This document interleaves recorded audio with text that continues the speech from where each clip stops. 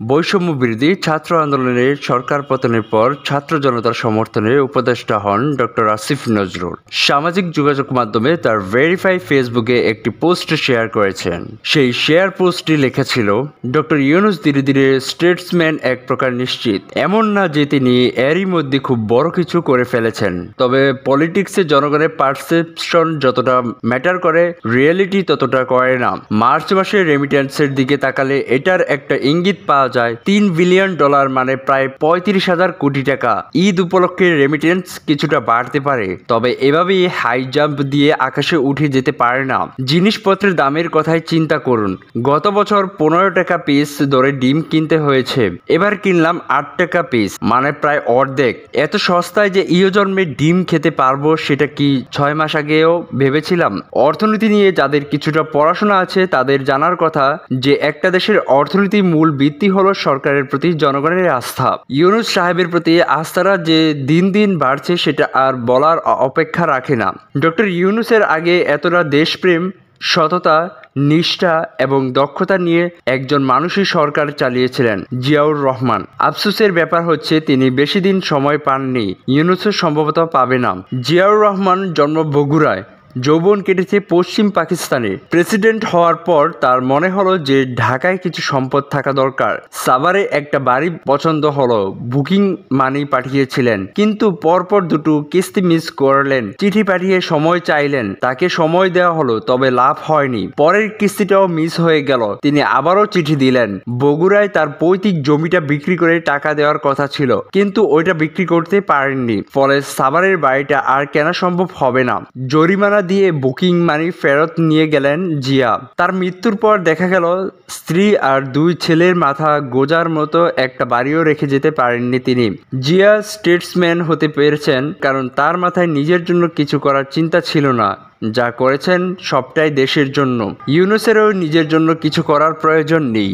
এই দুনিয়াতে একজন মানুষ যতভাবে সম্মানিত হতে পারে তার সবটুকুই তিনি এরই মধ্যে পেয়ে গেছেন, ফলে নিঃস্বার্থভাবে কাজ করাটা তার জন্য সহজ। খুনি হাসিনা আমেরিকা সফরের কথা মনে আছে, বাইডেনকে চিপায় পেয়ে একটা সেলফি তুলেছিলেন বাটপার মা বেটি। সেই ছবি নিয়ে কত তোলপাড়, প্রত্যেকটা টঙ্গী সেই ছবি শেয়ার দিয়ে তুলকালাম বাঁধিয়ে ফেলেছিল। ইউনূসকে বাইডেন নিজে ডেকে নিয়ে গেলেন, জড়িয়ে ধরে ছবি তুললেন। শি জিনপিং এর থেকে হাসিনা আদায় করেছিল $14 কোটি, সেটাও অনেক মূলমূলির পর।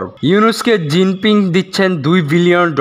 বাংলাদেশের কোন সরকার প্রধান যে বিশ্ব নেতার সামনে কাচুমাচু হয়ে না দাঁড়িয়ে মেরুদণ্ড সোজা করে দাঁড়াবেন, ছবি তুলবেন, এটাই তো আমরা কোনোদিন ভাবিনি।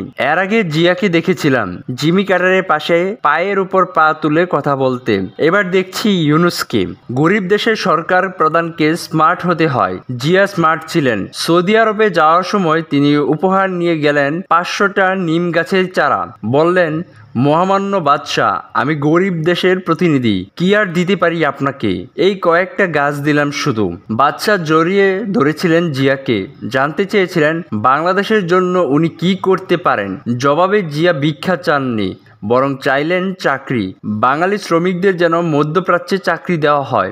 শুরু হলো আমাদের অর্থনীতির সবচেয়ে শক্তিশালী খাতটা প্রবাসী আয়। ইউনূসও ভীষণ স্মার্ট। 1 লাখ রোহিঙ্গার সাথে জাতিসংঘ মহাসচিবে পাঞ্জাবি পায়জামা পরিয়ে ইফতার করালেন ইউনূস। মাতৃভাষায় বললেন, আগামী ঈদ আপনার নিজের দেশে করবেন।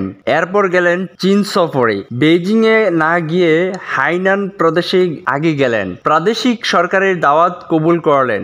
মেসেজ খুব পরিষ্কার, উনি স্রেফ কেন্দ্রের সাথে বন্ধুত্ব করবেন না, ওনার বন্ধুত্ব হবে জনগণের সাথে। প্রতিবেশী পরাশক্তিকে এভাবে থোড়াই কেয়ার করার সামর্থ্য সবার থাকে না, ইউনূসের আছে। রোহিঙ্গাদের সামনে তিনি খুব সহজ অথচ খুব ভয়ঙ্কর একটা মেসেজ দিয়ে এসেছেন। জিয়ারও ছিল। সুন্দরবনের কাছে দক্ষিণ তালপট্রি দ্বীপ, ভারত সেটাকে নিজেদের বলে দাবি করে ইন্ডিয়ান নেভির একটা জাহাজ পাঠিয়ে দখল করে নিয়েছিল। জিয়া সিদ্ধান্ত নিতে দেরি করেননি। 48 ঘন্টার মধ্যে কোস্ট গার্ডের গানবোট পাঠিয়ে ভারতীয় সেনা চৌকিতে হামলা চালান তিনি।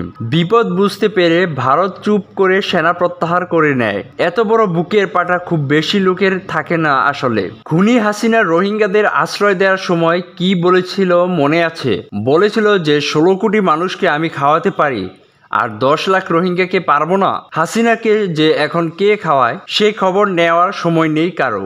জিয়াউর রহমান শহীদ হওয়ার পর গত 44 বছরে বাংলাদেশ অর্থনীতি খুব একটা এগোতে পারেনি। জিয়া যেখানে রেখে গিয়েছিল সেখানেই আছে। তেমন কোনো নতুন সেক্টর তৈরি হয়নি, তেমন কোনো ডাইভার্সিফিকেশন হয়নি। সবাই শুধু ক্ষমতা আর সম্পদ চেয়েছে।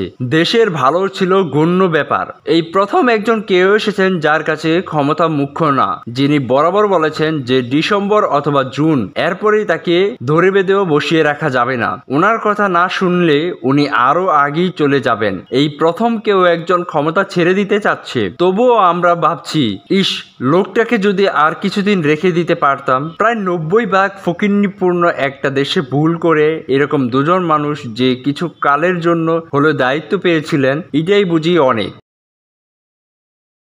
স্বাধীনতা টিভি বাংলা, ন্যাশনাল ডেস্ক।